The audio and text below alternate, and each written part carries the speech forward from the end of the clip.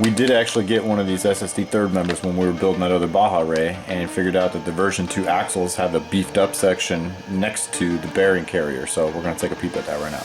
We have our Raptor Rey axle, which is the V2 for the Baja Rey, and then we have our V1 axles, which came with the original version Baja Rey. So you can see on this one, it's got a beefed up section in the corner, little gusset, another little gusset support right here. You can see immediately there's this big old beefed up section on the new style axle, which is actually not present on the version 1 axle. We're going to chop that out and see if we can actually get it to work.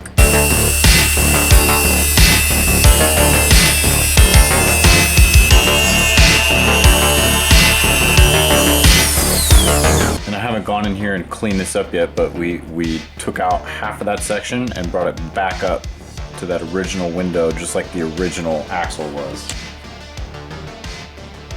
And I don't think it's really going to affect, we're still, the whole tube itself is much thicker than the version 1 axle, so I think that this isn't really going to affect it too bad, but lo and behold, you know, just do some chopping, and luckily these axles aren't too expensive, so it's pretty easy to, if you do mess one up, I think it's like $9. Yeah, I thought it was pretty cool. Easy tip, you guys check it out, man. SSD third member, must have for your Baja Rey. You guys have a good one, take it easy.